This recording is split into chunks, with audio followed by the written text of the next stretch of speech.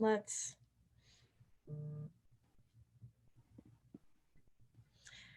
I hate this live streaming business. Trust me, I know all about it right now. It's pretty much what everyone wants to do.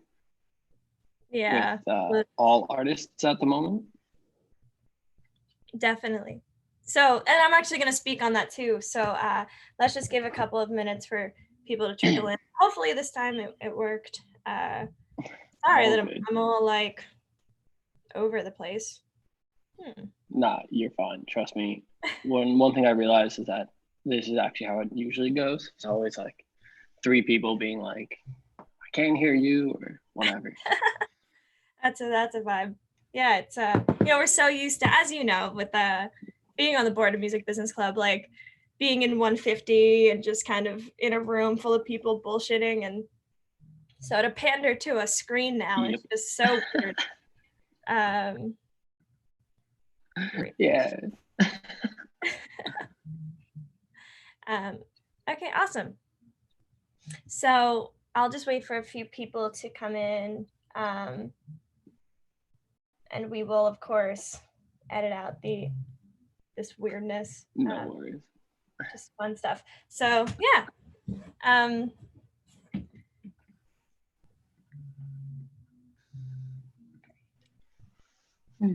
How has it been in Australia? It's actually not been. It's been pretty easy, to be honest. Like everything's been. There's been a lot of things that have been shut. Today they've just started like allowing people to go and sit in like cafes and stuff. But we like had some pretty we had some pretty strict lockdown measures for a little while, but it was never like shops were closed and stuff. So like malls were still open the whole time, but people just weren't really going to them. Everyone was pretty much staying at home. Like I didn't leave my neighborhood for like 6 weeks, but it's pretty easy to do when you live by the beach. You don't mind. Yeah, my boyfriend's from Hawaii, and so he just goes to the beach and surfs. And I'm from New York, so I was like in a dystopian society. So very different vibes. Yeah. But awesome. Okay, so a couple people are watching. Yeah. Yeah. So I'll just start. Hi everyone, welcome to Berkeley Music Business Club. We have an awesome guest speaker this week. Today we have David Ash from Lemon Tree Music. Nice to have you. Thank you so much for joining us on 9 a.m. your time. No worries. So how about you start with introducing yourself, and then we can just jump into the questions. Sweet. All right, so I guess I grew up in Canada, like just outside Toronto, and then went to Berkeley when I was 22, I think is when I went in. So I went in as a mature student. And then while I was at Berkeley, I ended up getting on tour with Tash Sultana, who's an Australian artist, just by kind of reaching out to her management, just through Facebook, to be honest. I just found her email. Like I found an email address on Facebook, and then over the course of like 3 months back and forth, I managed to get on tour. She was actually, her first show was at the Red Room. So yeah, Tasha's first American show was on Valentine's Day in 2017 at the Red Room. So, and now, I mean, last September she sold out Red Rocks in Colorado, which was crazy. So I've like kind of been with Tash for 3 and a bit years now. And then just kind of like a quick way, and then we can get into it a bit more. But and then I started touring pretty much nonstop from like the day after I left Berkeley. I think it was 2 days after graduation. I was out on tour with another artist, Lily May.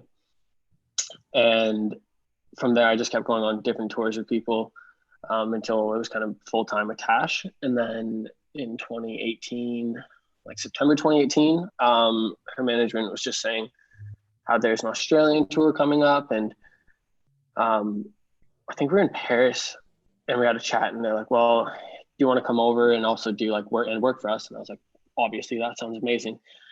So I moved to Australia at the end of 2018. and then started doing like day management for Tash as well as going out on tour with her. So there's a period of like 6 weeks in Australia where it's weekend touring, because in Australia it's all like Thursday to Monday touring, and then you like fly in and fly out. There's no buses and stuff. And then I'd go to the office during the week, so it was long hours but fun. And then recently Lemon Tree signed an act called Tones and I last year, and she had a massive song called Dance Monkey, which like blew up last year. So I got to ride that wave, which is great. Went on tour with her. Sorry, 1 second. I hope my notifications aren't coming through the sound. No, they're not. You're good. Okay, sweet. But then I went out with Tones and I, and we did, you know, in November we were at Jimmy Fallon, and we were at Ellen recently, and then went over to Europe, and the whole pandemic happened, and I had to fly back. So that's a very quick little recap of my life. But yeah, I think the main thing, I think best way to do this is to kind of chat about Berklee and all the things that happened at Berklee that I found really helpful. Like I was on the board for the business club for a year. Like the first year I got there, I didn't miss a single meeting for the music business club. I went to every single one and just listened to so many speakers, great and bad. I know that feeling of sitting in that room, just being like, what is this person going on about? But yeah, I think talking about Berklee and all the things that went well and things that I've found really useful at Berklee be a good thing to talk about. And then I don't know, my expertise, things I know most about would probably be the touring aspect and side of things. And then just recently I've started doing a lot more of the management side, which is honestly a lot more boring, but really important at the same time. It's a lot more paperwork, but Yeah. I don't know. Where do you want to see this go? So let's start with Berklee. So you get in, you're 22. And were there any programs besides from Music Business Club or professors or things that you would recommend students now get involved with, or maybe things that people can do as a student that you did that really helped you in your career? I just think, well, right when I got there, like I actually, so I ended up leaving with a pro music degree because I like tried out so many different things while at Berklee that like I just had so many credits, but didn't have enough in like any one field. So I started in songwriting, and then I actually switched and got into MP&E. And then after that, I got into the, do you guys still have Jeff Dornfield's Berklee Popular Music Institute? Is that? Yeah. So BPMI was basically the greatest thing that happened to me, hands down. Jeff Dornfeld's concert and touring class and his what ended up being BPMI was the best thing I think that happened to me at Berklee. We'll get into that in a sec, but yeah, I think at the beginning I went to I just went to as many talks as possible. I went to listen to as many people speak about, you know, what they're doing and stuff that doesn't even interest me, or like it doesn't really apply to what I'm doing, but it was just listening to people already in the industry and talking about what they do. And just like my whole thing was trying to understand music from a very broad scale. Like I'd always want to learn like macro kind of the economics of it, but on a larger sense. And I'm still like that. Like I never want to get too granular in like one aspect. I kind of want to know how all the parts are moving together, you know, like starting with the artists, the managers, how they interact with publishers and how they interact with labels, and then how the touring aspect comes into it through booking agents. And I really want to kind of get a grand, like a scheme of just how it all works, and kind of know a little bit about everything. I think that's one thing that, you know, management is, you have to know if you want to get into management. But while at Berklee, I just went to as many talks as possible. I tried to get outside of the Berkeley bubble. As we all know, it can be, you know, you can go to pavement and sit around for 5 hours and talk about whatever you want and then go back to the dorms or whatever. But just getting a little bit outside of Berkeley, I think really helped. Panos Panay, I believe his last name is, he does Berkeley Ice, and my roommate was like his first work study. So we were doing a lot of, like, I helped out a lot with just events and stuff. And I don't know. I think one thing is definitely just get out there a bit and try to just be a sponge. I just tried to listen to everything possible. Because once you start doing that, I think good things start just happening. Like the concerts and touring class with Jeff Dornfeld for me was the one thing that pretty much like I can just see everything lining up to now through that class. Like I fell in love with looking at old contracts and understanding how settlements work for touring. And just then he took us out, you know, like we had to go to shows and stuff and we had to write up reports, and it just opened my eyes. And then when they started the first year they started BPMI, it was awesome. Like we got to go out on tour with bands. We got to go to festivals, and that's how I met Lalo Mendina, who is Jack White's tour manager, but he's also like he is the head of touring for Monotone Management, which does Foster the People, Jack White, a whole bunch of people. But I just met him and we started chatting. He gave me a touring job. That's how I got my first tours through that. So everything kind of lined up through Jeff Dornfeld, and yeah. Wow. No, yeah. I mean, really just stressing the importance of getting involved and taking advantage of all the programs that Berkeley does offer, because they're great. And every year they just get better and better. So that's awesome to hear a success story directly from BPMI. Yeah, it literally is, because I met Lalo at Lollapalooza when I was there with Berkeley, and it was just because Jeff was talking to him about Foster the People, because the bassist or the keyboardist, I'm not sure, one of them in Foster the People went to Berkeley, and then that's how they knew each other. And then Lalo was there, and then it was just a joke of like, oh, like if you guys ever need student like workers or anything, if you need young people ready, like here you go. And I was like, hey, how you doing? So I've then chased up his email. I think that's a really important thing, is chasing up emails, trying to find, sending as many cold emails as possible to people you want to talk to. But yeah, just followed up his email, chatted to him on the phone. And then while I was finally chatted for like a good hour, and then he, at the end of the call, he was just like, by the way, I might have a job for you if you want. Hell yeah, that's awesome. So then I got a call. Classes finished on Friday in August, and then Saturday night I got a call saying, do you want to do a 3-week tour, like first tour management job? It's a small act in a band for 3 weeks across the States.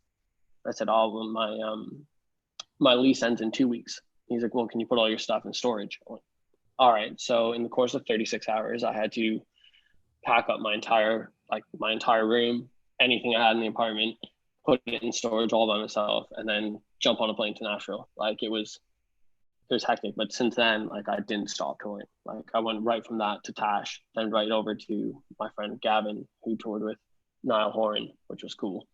And then some other works. So yeah, awesome. Yeah. It's cool to see how everything kind of weaves, one opportunity goes into the next, which kind of goes into the next. So, so you graduate Berkeley. And then you're doing some tours. How was the move eventually to Sydney, moving all the way across the world with your Berkeley education? Was there anything that surprised you? Were there any obstacles that you needed to overcome now working internationally? I think the one thing is like, well, a great thing about being at Berkeley was that because even though I was only from Toronto, which is like an hour and a half flight from Boston, I was still like an international student. Mm-hmm. So right at the beginning, they put all the international kids together, and like during those like peer groups or whatever you have in your first semester, they always group you with the same type of kids, whatever. So I ended up finding a good group of international students. I think one thing that American students should probably do is get become friends with a bunch of international kids, because you just start seeing so many different cultures. There's just so many different groups of people at Berklee, and like it's just cool kind of seeing a different side of things. So then like when I started working with all Australians, like I was always the odd Canadian, or just like the odd, like I just like, oh, like they'd be quick to rip them, like, oh hey there bud, how you doing, like just making fun of my accent or whatever. And you just kind of go with it. I think the one thing that Berklee was great was I learned a lot about, you know, just people are people, like just hang out with them, get to know them. Sports is a great way, to be honest, to like bond with people from other countries. But moving to Australia was actually pretty easy for me. I was there once before, like 7 years ago, traveling, and I loved it. But in terms of like, it is different. Australia is very far away from the rest of the world. It's its own massive island, and it has its own ways, but it's still a very small music market. So there's only like 25 million people in the country. So the big thing is like trying to make sure that you're focusing on getting your artists national recognition, but more importantly, it's a balance between national and international recognition. Because like in the States and in Europe, like that's where the biggest audiences are. So yeah. Awesome. So you mentioned back in November, you were the tour manager for Tones and I Worldwide, which abruptly ended in March due to COVID, and you were in Europe and you had to book a flight back to Australia before the border closed. Hectic. That sounds unbelievably hectic.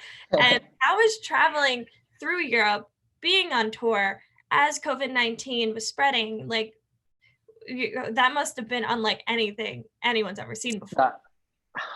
Well, it's really weird because well, touring in general is just, it's grueling, to be honest. Like when the first tour I went out with Tones, we did like it's kind of a promo tour slash small club show. So we did like 200 cap rooms, like capacity size rooms in Europe, and then straight over to America. And like I think there's a period of 5 days. Over the course of 5 days, I had 18 hours of sleep or something, like in total, because that's what touring can do to you sometimes. But so it's already hectic enough. But during March, so in February, we went over to the States and we did 6 or 7 shows in America, and then flew from New York to London. And then at the beginning of March, we got through a few shows, and things were getting progressively worse, like day by day. It just seemed that, you know, cases were jumping up everywhere, especially in Europe.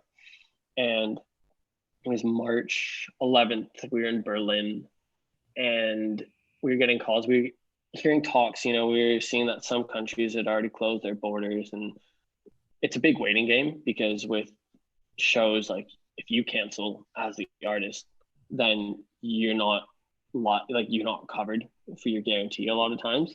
Like you have to wait, you can't cancel the show first, you have to get the promoter to do it. And we can, if anyone wants to talk about the dynamics of touring, like all pieces, more than happy to, or any of this, and get away from just my personal stories. But I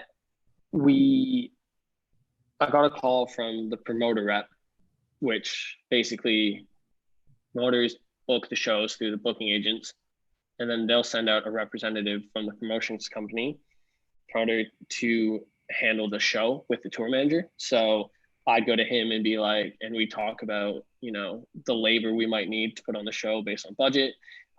When, if doors are a certain time, like how long do we need to get in beforehand to set our stuff up, riders, stuff like that, parking for buses and everything. So I got a call from the promoter rep, and luckily I'd worked with him for a few times, so we're good friends by this point. And he just said, "I'm sorry, but the show is canceled tonight." And I went, "Wait, what?" Like, so, all right. And then in the next 8 hours, like the show was canceled. Oh, sorry. The show was canceled. Then we got calls saying that we only had like the next three shows, the next one was in Hamburg. Then it was Norway, in Oslo, and then in Stockholm.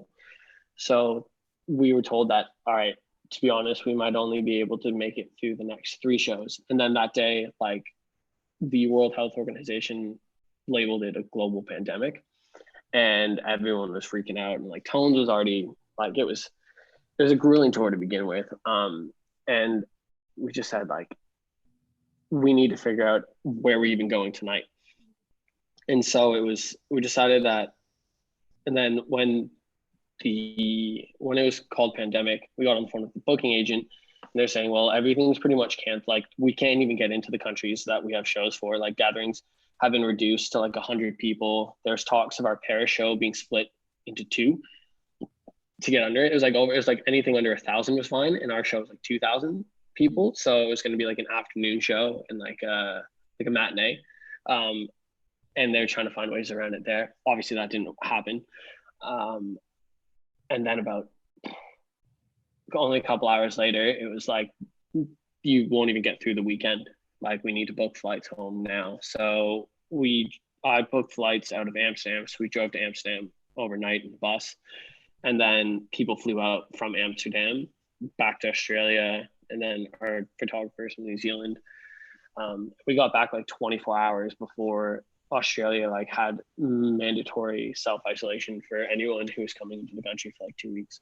So it, like, right from that point, then it was like talking to promoters and talking to even the bus company and trying to get money back from that, and trying to make sure all of our gear that we rented, like our lighting package, our lights package had to go somewhere. Our audio package had to go back to where it was, like, all within like 20 hours. Like, it was awful. Yeah, and I think that that's what some people don't realize, is that, you know, the tour itself, canceling a tour isn't just, oh, this person doesn't go back on stage. It's the manpower behind that, and the equipment also needs to be accounted for. So it's, well, like, yeah. So like, here's what I want to know is, like, the people in the club, like, are a lot of them trying to, are you guys, as a lot of people, have you noticed, and obviously because I can't see anybody, so if there's any questions or anything, more than happy, but are people trying to get into the industry? Like, where have you found a lot of people trying to go? Like, are they trying to, do you know a lot of people trying to get into labels? If they want to be managers themselves, if they're in the club because they want to be artists who want to understand this stuff? Like, it's pretty split. I mean, we do really pander towards students that aren't music business students, just so this is their outlet to kind of learn a little bit about the industry, and we keep it diverse. But we see a lot of interest in touring, in BPMI, in either being an artist themselves touring, or managing an artist, or, you know, self-managing. So kind of around there is the big. Well, so what about you then yourself?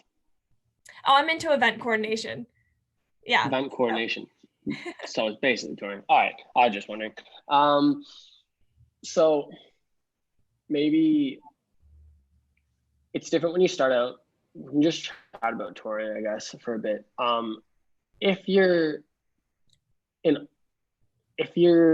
anyone's listening who's trying to be the artist or the person on the road, like, you got to kind of realize that there's a lot of different aspects. Like, you have the artist in the middle, right? The person singing. But if you're a solo artist, you need to decide if you take a band out with you or not. And the second you add a band, like, you're going to add, it depends what level of touring you are. If you add a band and you're starting to play to like 500 people, and this is something that would make me so mad about all talks at Berklee and everything, is that it was always quickly to be like, a lot of people like, yeah, and then I did this for a few years, and then, oh, now we're here talking and we're playing to 3,000 people. And you're like, whoa. Like, let's expand that time that got you to be 3,000 people. Like, that is the most crucial part. Like, why are we skipping that? Or like, yeah, when you start playing like 500 people in each city, you're like, that's a huge accomplishment. Like that's going to take years. Like, let's not skip that part. That's what would always get me mad. But if you're going out and starting to play, like, just as yourself, you kind of need a few people around you. You need a tech. who can set your stuff up. If you don't know how to, like a sound guy, you just need a sound guy to start with, like just someone who can go help set things up and be your representative for your music. So you can just go up there and play. Like that's all you are striving for. Go up there, no questions asked, just get on stage, do your thing. For that to happen, you need a crew behind you. So for instance, in Tasha's crew, like right now it's just Tasha on stage. Mind you, Tasha has an insane setup live because she does looping like no one in the world. And so she has a tour manager, assistant tour manager / day manager, I guess, which is me for a long time. And then a production manager who also is a monitor engineer. So that's another role. Front of house guy who does all the sound for her outside, a guitar tech, a lighting designer, or director, sorry, an LD. And then on top of that, when she has screens, she has like visuals. She'll need a vision person, another lighting guy to help set stuff up. There's a stage manager. There's a security guy, which sometimes isn't needed, but we do have a security guy, a touring photographer. Like her core crew is like 12 people. And then when you add bus drivers, a merch person on top of that, like you're looking at like 15 people. And if you think about it, like at a couple $100 a day each, plus food and everything, like it adds up quick. Like it adds up quick. So you got to be a bit smart about how you go about it, like at the beginning, for sure. Definitely. Like Yeah. when Tash and I started, when Tash and I started, like when that show at the Red Room, it was myself, the tour manager, her dad, and the support act. That was it. There was like 4 of us or 5 of us. Like I met her. She was like, "Hey, do you know how to tune guitars?" I was like, "Yeah, I know how to tune guitars." And like I didn't tell her I could play or anything. She's like, "Do you know anything about guitars?" I'm like, "Yeah." I'm like, "No worries." She's like, "Okay, I just need you to stand side stage, pass me guitars, make sure they're in tune. This and that helps set up." I was like, "Cool, done, whatever." And like that's what we did. That's what I did. And then from there it evolved in telling her like, "Hey, by the way, like this isn't the role I truly want. Like the next tour, it's like 1,200 people. It's like between 500 and 2,000 people was the size rooms. Like it was going fast. And I showed up thinking I was going to be like helping the tour manager, but I found out that I'm actually guitar tech, and I was like, I don't know what I'm doing at all. Like I play guitar, but I can't take apart a guitar and put it back together. Like, so I had to learn how to like be a tech on the road. No idea what I was doing. Like I showed up not knowing I was doing that. And then like day one, I was like, oh crap, all right. Well, I guess I'm doing this on tour. And then I sat down with her towards the end being like, I don't want to be a guitar tech. Like I'm not a good guitar tech. I know you have someone in Australia that you want to use, like use them, but I want to get more into tour management. Like she was like, "You're not ready to be a tour manager yet?" I was like, "Yeah, I know. Like I'm not trying to be. Like I just want to help the tour manager that you're going to use around the world." So then it turned out that it was like, okay, like Dave, you can be assistant tour manager, learn as much as you can. And so that's when like all of 2018 I did that. And then by the end is like I can do it all now. Like I was going out with tones now, and like you just learn a lot by kind of being a sponge. But yeah, that was a tangent. No, it's a great tangent. So speaking of Tash, so I saw that she released Pretty Lady and the music video, which was featured all these people dancing in their homes because it was released during quarantine. Kind of jumping from touring and now kind of more of a managing. Artists usually release music now to support a tour. Where in the past, before streaming, they toured to support album sales. Because so many tours have been canceled, you see artists now starting to hold off on their new releases. Lady Gaga, for example, pushed hers off, and so many people. Do you agree with people doing that, or do you think that more now than ever there is a need for content? So it's actually a great point. Like, because you can see it in, it's even like music, touring is where people are going to make the most money, hands down. Like when you get to a certain level, the money that comes in from touring is ridiculous. And mostly like, if you didn't sign a shitty deal with your label, you're going to get a lot of that share. Like if you didn't sign a 360 deal where they're taking pieces of the touring as well, then you're hopefully going to be getting the lion's share of that touring stuff after all the costs and stuff. But with actually labels now, and even when we're talking with Tash's label, we're having chats about like, when do we, because Tash is building her second album right now, and we're looking at when we're releasing it, and it's already been pushed back a bit. And they're talking about, big talk is like, don't rush your releases right now. I mean, there's some people who can do it, like Dua Lipa just said screw it and put her album out, but like, she's one of the biggest stars in the world, and that album is freaking amazing. Like, I love that album. I don't care what anyone says. Dua Lipa's album is amazing.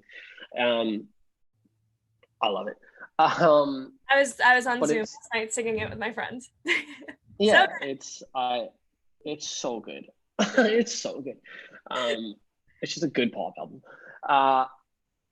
But with releasing music right now, I think the biggest thing is like, everybody wants to feel like they can still be connected with people. And the biggest talk right now is, at least for the live side of it, like everyone's asking for live performances or live streams were big for about 2 weeks, 3 weeks. Like everyone and their dog was trying to do a live stream.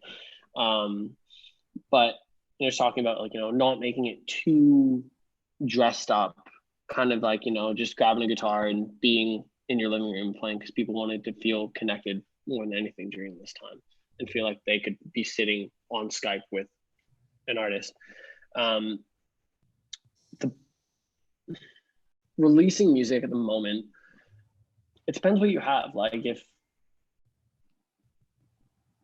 you have a lot of music on hand, screw it. Like, why not? Like, if you can release stuff, like if you're an independent artist and you're not held to any contractual obligations, whatever, like release it every couple of weeks, like just a song at a time. You want to make sure you always have content that you can kind of put out, right? Like, at least, so for Tash, it's like, every 8 weeks, it takes time to build releases and stuff. So that's what I'm learning a lot about right now, is just how long it takes to actually build a release. Like, we're looking to release another song mid-June, and I already had to give over like all the assets. So, you need artwork for the single, you need headers for all your socials, like on Facebook, like header banners and stuff. Websites need to be updated, songs need to be ingested into Spotify with the right ISRC codes, which are basically it's just like a timestamp on the code. They're international standard recording codes, so it's just what gives it its identity around the world. But you need to set up all these things. It takes so long to set them up. So for artists like Tash, it's going to take it's going to take like a month to set those things up properly, to do a proper release. But I don't know. I think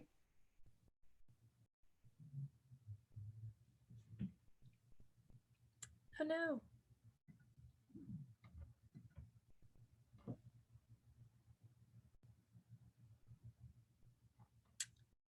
The live stream. We might be live, but you cut out.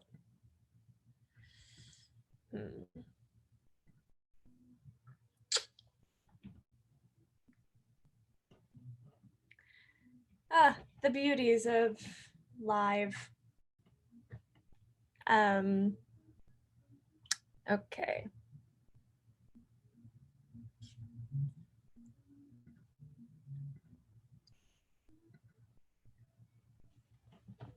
Well, hello everyone. This is a really fun part of live streams. It happens. It's all good. I'm gonna shoot him an email and just say, we lost you. Don't we love COVID-19? Oh, there we go.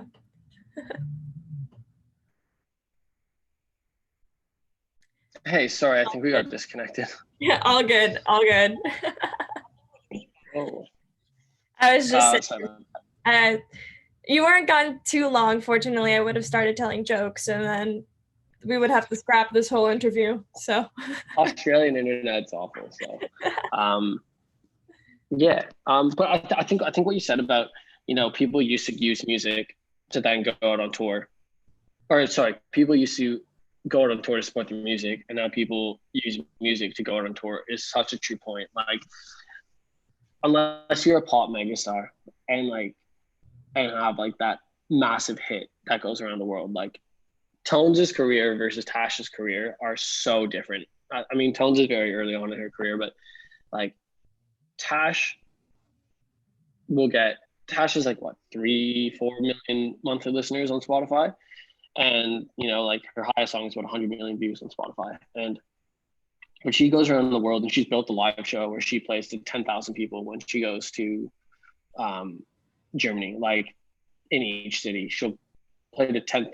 She sold out Red Rocks, like 10,000 people in Colorado. Like she played what was it? Greek Theater in San Fran, like Terminal 5, and twice in New York. Like she has a whole different setup than Tones. Tones right now is like killing it from Dance Monkey. Like it's wild. Like, but so Tash has done a really good job at, like, she releases music because she wants to and she loves it, but she's done a really good job on the live side of things. People don't even know who she is. People are either like, yeah, I love Tash, she's absolutely incredible, or like, who the hell are you talking about? I don't know who you're talking about. I've never heard of this person. How does she play to all these people? So yeah, I think people release, like Louis Capaldi is my favorite example. Like he releases music, it does well, but he's killing it live. Like he did like massive stadiums in the UK right before the coronavirus. But yeah, I think it's touring is honestly where the bulk of the money will come from. If you're an artist, like, it will be your main revenue stream unless you have a massive hit. yeah. So speaking of revenue streams, as a manager, are there any ways where that you or your team are trying to monetize content now, or is that even a focus right now in quarantine? Is there a focus on maybe brand partnerships or ways to kind of make up for the lack of touring? Yeah, well, right now with Tash, it's like we're looking at like kind of we're doing a lot of stuff with merch right now. We're looking at rolling out like a whole brand new merch line and stuff, and kind of like switching gears from having merch is just something that has Tash's name on it to, you know, a proper clothing line more so. That people can, like, even if you have no idea who she is, like, that's a cool shirt, like, I'll buy that because it looks cool. But in terms of, you got to be really careful. We're trying to be really careful with not making things look tacky and corny, right? Like, especially with Tash, because she's such a strong personality and like is like, she's very niche, I think, where in her lane, like, you can't push too much or else it just doesn't look genuine. And if it doesn't come from Tash, like, she's like, nah, that's crap. Like, nah, not really feeling that. Like, you just kind of let it go, to be honest. Like, a manager's job is to present opportunities, push them on the ones you really think would help, or let your artists understand the significance and importance of things. But at the end of the day, it's their call. Like, you can't force them to do that. And I think for some of the other artists on our roster, there's ones that, like, the main thing is just getting their stuff out there, and yeah, you're always trying to align yourself with proper brands and stuff and work with people you want to, but maybe reaching out a bit more and trying to find ways to reach new fan bases or new audiences. Really, like, I think everyone's just trying to feel like they're in this together right now, or like everyone just wants to get some relief from it. I think, like, people are sick and tired of lockdown and being indoors and stuff. And I think the most important thing is, like, music is one way that everyone still connects to, and everyone loves music. I know streaming has gone down in the last, like, little while, like people aren't listening to much, but people are still listening to music. They're just they're listening to their favorite artists. Like they're not looking for its new music as much. They want comforting stuff. Um, that being said, like music is the thing that connects everybody more than anything. More than anything in the world, music will connect everybody on the planet. I could not even know the same language as you. We could sit down, go to a show, and we can both connect. Both like we could be. I could never, ever in a million years think of hanging out with you outside of a concert, but at a show, for some reason, we're all together. We're all one. It's lovely. It's great.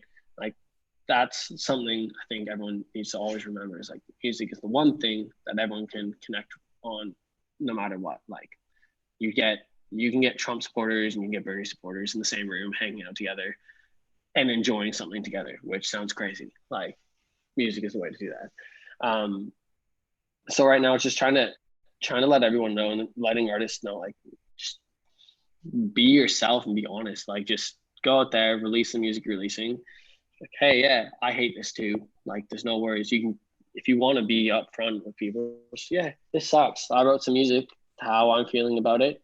Hope you guys connect with it. If not, it's all good. Like this is how I'm feeling. But yeah.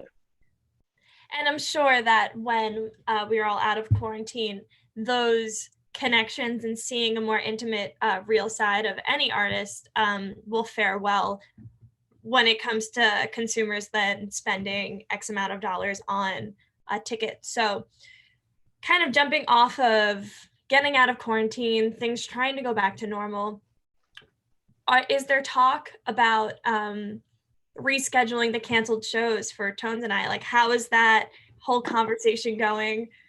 It's a weird one because, like, I mean, that's a weird one because Tones, well, Tones has music that's going to be coming out that, like, in my mind, will do just as well. It's like she has another Dance Monkey up her sleeve that's coming out shortly, in my mind at least. And a lot of people who work on it are like, yeah, like this is going to be incredible.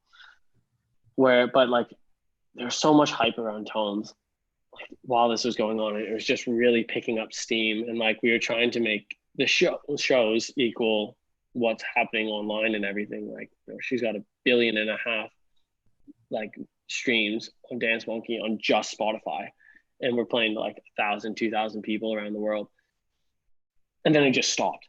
And so like they're trying to reschedule, but there's also the talk of like, where do we go with, do we need to go up in venue size? Do we need to like scale back in venue size? Do we need to do multiple nights in the venue? There's always talks about it. Like booking agencies are having a terrible time right now. Like they're having an awful time. But yeah, they're trying to reschedule them when we can. We have some shows still. Things are still booked.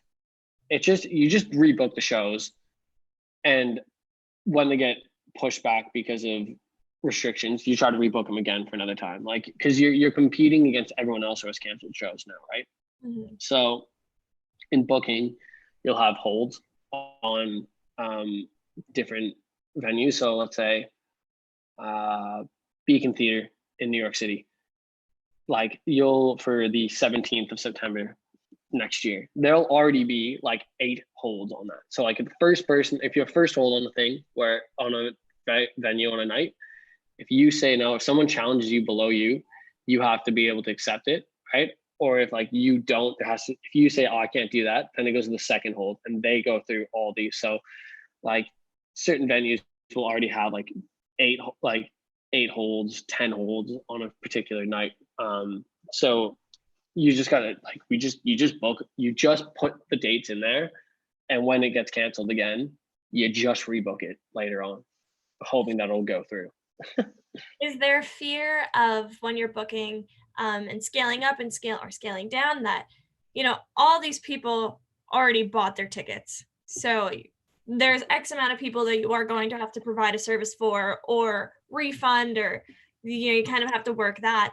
And then also there's the argument or the concern of, well, 1,000 capacity room may only be able to hold 300 people for the next year or until there's you know what I mean? It's a much larger conversation than just, Yeah, I don't think people are going to be able. I don't think that's going to be able to happen in terms of like, if you have 1,000 cap room, like 1,000 capacity room, that room needs to be pretty much at 1,000 people for it to even be profitable. Like the person who owns the venue and the promoter need close to sellout shows to earn the money. Like rent is going to be expensive, bar tabs, like they make so much money on the bar as a venue owner and a promoter if you own the venue.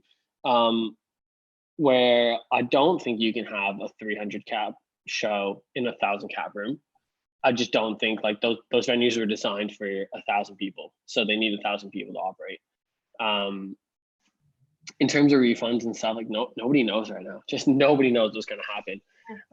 I know that word around town is like Live Nation is offering whatever if you are rescheduling shows from this year in Europe and you're booking them for next year, they're offering like 75% of your guarantee because nobody knows. Like you can't ask for the same thing. Nobody knows what's going to happen, to be honest. I honestly don't think touring is international touring will happen. Well, it won't happen this year, but it'll be hard to say it happens a lot next year too. Like, would you go to a festival next year?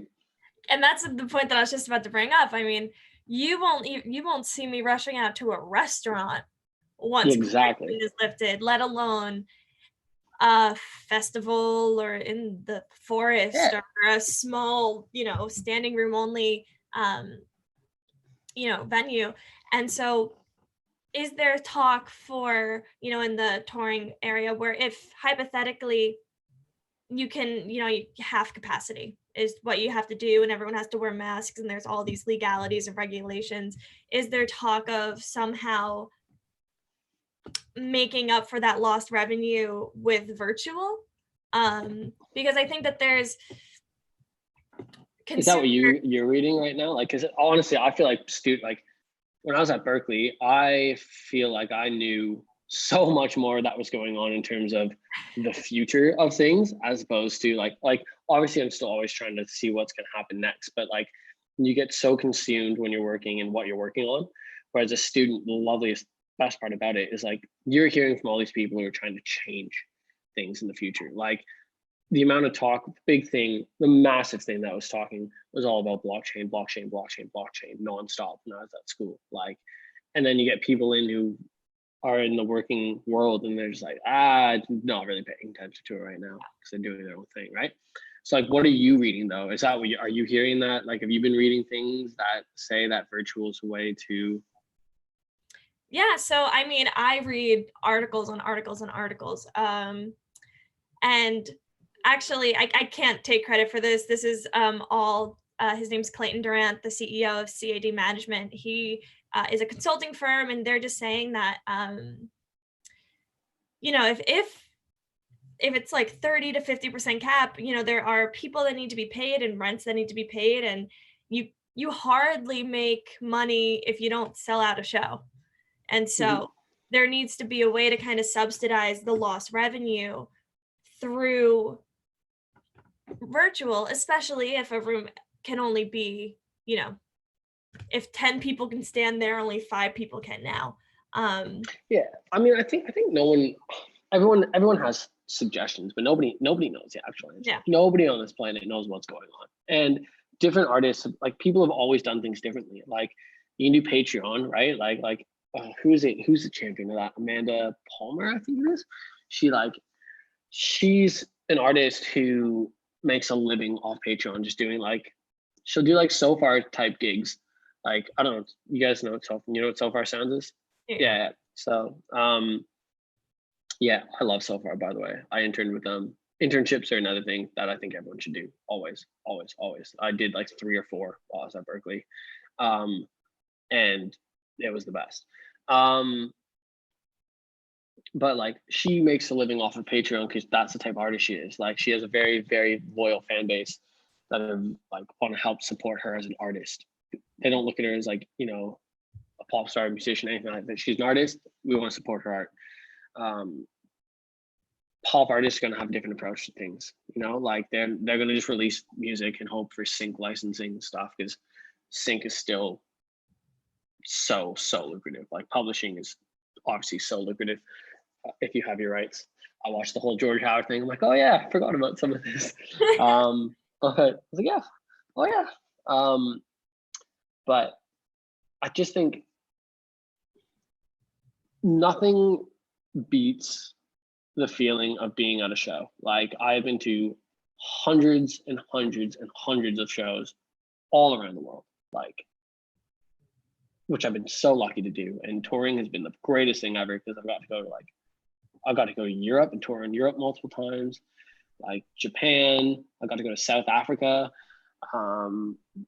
like South America, all over the US. Got to see tons of my own country through touring, which I'd never had been before. Like, and the one thing, like, you can't replicate that. I don't care who you are, like sitting in your living room and watching a virtual gig, fine. I love going on YouTube, throwing on a live gig. Like I watched Wolfpack live at Madison Square Garden the other day, and like it was amazing. It's awesome. But like being there, you just miss being there. You can't replicate that. I don't think anyone can. So I think everyone's going to take a hit for a little bit, and I don't know who the people will be who come out on top. Like Live Nation will survive, obviously. AEG will survive, obviously. And people will come back to live music. They always have. They always will. Yeah. There's time. Yeah, it'll just take time. But maybe in terms of like people people actually like, it'll work for some. It'll work for some. And if you're going to go do that, go do that. But like, if you're an artist and a true artist, like I just keep thinking about that Bob Lefset email that I sent you about, true artists, like, don't worry, don't listen, don't do anything. Like, don't listen to anyone, do what you do. People love artists because they do what they do. Mm-hmm. They don't listen to others. They just create art. And that's what you should be doing. Like, you should be, if you're managing someone, you can worry about those things and finding out how to do it. But to be honest, a lot of times great artists you're just kind of there for the ride, and they're going to be steering the ship a lot. They're like, I want to do this like this. I don't think so. I think this will work better. And then they're like, no, let's do it this way. You do it that way and it works out. You're like, right, I forgot, you're a genius. So. Yeah. Well, I mean, also too, like to that point of not being able to replicate something online, I am so used to having so much content on wherever. So I don't even know if I would even pay for something. So there may not even be a way to monetize that from the consumer. Unless you're doing like you'd have to get in bed with Netflix. And this is obviously on a scale.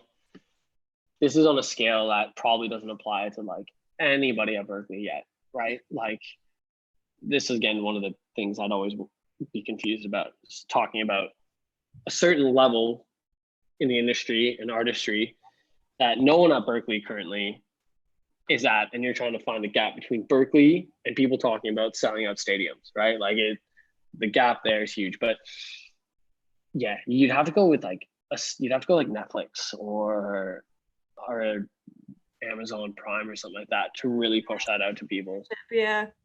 Yeah, like I wouldn't pay for it, to be honest. I'll be straight up. Like I wouldn't ever think of paying for it. Like I watched Post Malone's Nirvana tribute on YouTube, and like that's one of the only things I was blown away with. Like that was insane.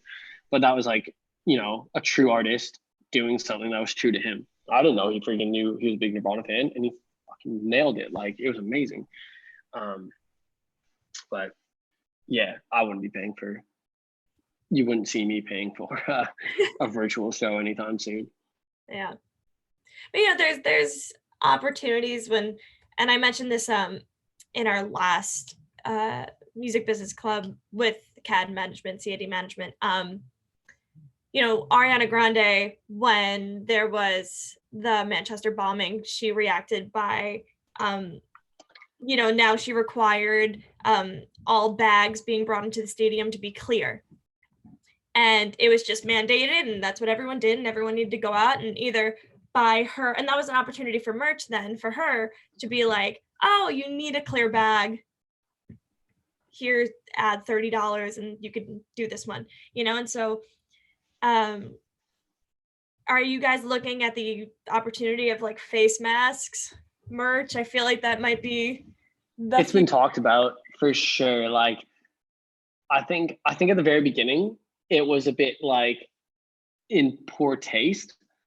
Like, I think in March, it was just kind of like, oh, like you think about it, obviously, and you're like, people will buy this, but you're like, well, it's not a bit poor taste, especially because like there was a shortage of masks around the world, right? So everyone was like, well, you can't capitalize on people's fears. Like you can, and that's what a lot of people do, but that's a morality question. Yeah, Um, Now though, like I'm starting to see a lot of other. I mean, I think Post Malone just released like a whole face mask kit. Like, there's a bunch of companies that are like just doing it now, and I think that's actually something that could just be a part of, you know, a part of your merch if you want it. Like, yeah, you're right. Things change. Like the Ariana Grande thing. If you want to go to an Ariana Grande show, you're gonna buy the bag. Like $30 on top of your $200 ticket or whatever it is, or $100 ticket, like you're gonna buy the bag. There's no questions asked. It's just, this is what you do. Like airports and stuff, like people just know they're taking their shoes off. Like it's just what you do. You want to go on the flight, you take your shoes off.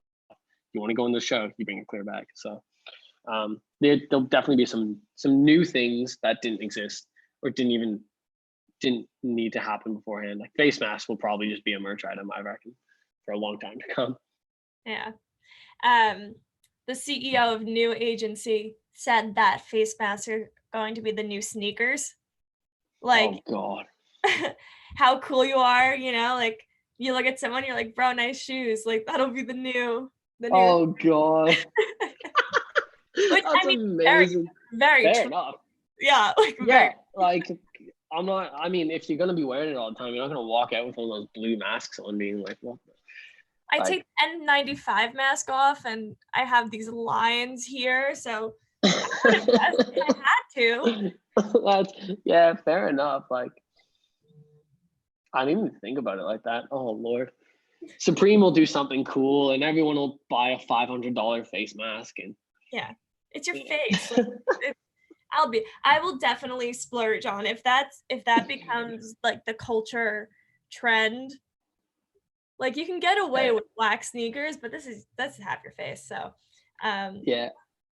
yeah, I mean, we kind of covered like, I mean, Berkeley and your career and COVID, and if there's anything else, I mean, thank you so much for speaking with us. And I know like it is 10 a.m. your time now, and I mean, hey, look, I got time. Like, I don't mind if there are any questions. I don't know how many people you get hanging out on a Thursday night in summer, but um, I think like one big thing is honestly like getting out there, getting told no all the time is like so important. Like just being like the more times people tell you, oh sorry, like thanks for reaching out, but like we're like we got things covered, this and that, like that's great. Like do that as much as you can. I mean, I would try to be like, I'd be like, cool, Ed Sheeran. How do I like find out who to talk to about Ed Sheeran? And that'd be my goal.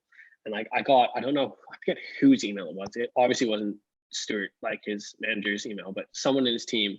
I got an email, sent it to them saying, I want to do whatever the hell it is I can do on tour. And they reached out, like, we're covered, thank you very much. But I was more stoked than anything, just getting the response. Mhm. I reached out to Ben Howard. Ben Howard is like one of my favorite artists of all time. And I reached out to his manager.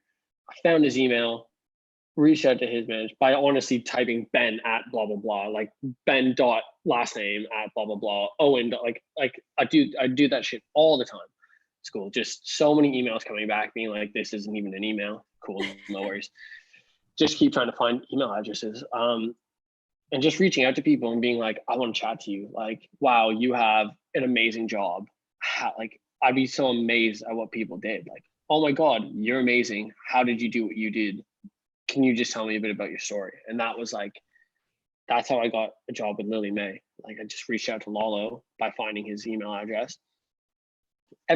all these things too are so connected. Like I only could find his email address because I had access to a Polestar Pro account because I had an internship that had at a management company that I got through booking that meeting through the music business club in New York, like when we went to our New York trip. And I only knew that email because I worked at the internship office at Berklee, like where I saw all these internship opportunities coming through. So then I reached out to that management company being like, can we come and visit you with the music business club? And then I got the internship, and then I got the Polestar Pro account like ability. And then I was able to find that email when I met him, then reached out to like, they're all like all these little things you do today. You might not see the benefit of it, but looking back on it, like I can literally piece together so many moments where if I didn't do this, it wouldn't have got me here. It wouldn't have got me here. It wouldn't have got me here. And they're all so connected. Like just, yeah. So yeah, that's a tangent, but no, but that's phenomenal advice that, you know, there's so many little things that you can do at Berklee and different avenues that you can just explore a little bit and put feelers out. Yeah. It'll, and like I definitely did some dumb things too. Like, you know, just thinking back with some of the emails, I said, like, I'm so and so and I go to Berklee. It's no one cares. Like, no one cares. Like, I actually get ripped on more than anything that I went to Berklee. People make like, oh, like the guys like to go on tour. It's like, oh wait, Dave, even Tash goes, oh, did you go to Berklee? Like, sorry, what? And like they'll make fun of me for it. But like, I mean, there's so many little things you can do. Like, even just getting like really quickly, like I used John Butler's Australian artist, and he has this instrumental song called Ocean. And I used that song to get into Berklee. And I played that song at like a coffee house, like open mic night back home. And before I auditioned, and then I actually met my girlfriend now because she walked in as I was playing that. And then through that, like when I went to Boston, she moved back to Australia.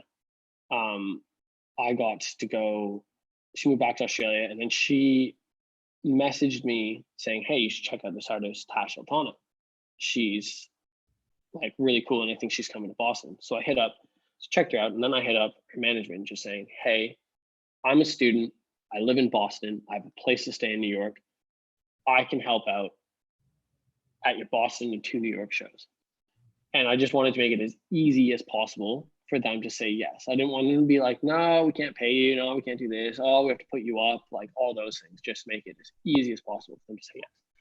So then they're like, oh, they got back and said, oh, we don't have any money. We have no budget. I said, look, if that's the only thing holding you back, don't worry about it. I need the experience. Like, more than happy to do this for free. Mm-hmm. So then through that, I got onto Tash Sultana. And then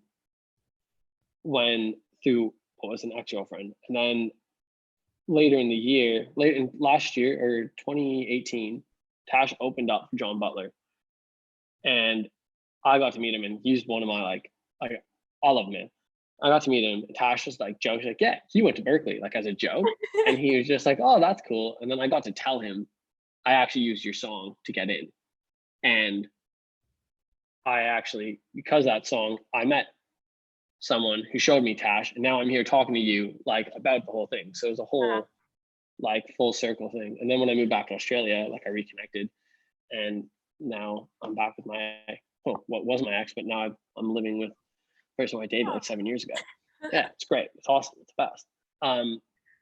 But in saying that, like all these little things that happen, like even just learning that one song, just learning a song I can trace what I'm doing today all back to learning that one song, or all back to like finding out, you know, I want to go to Berklee. Like it's the little things you do every day don't seem like much, but at the end of it, things just fall into place.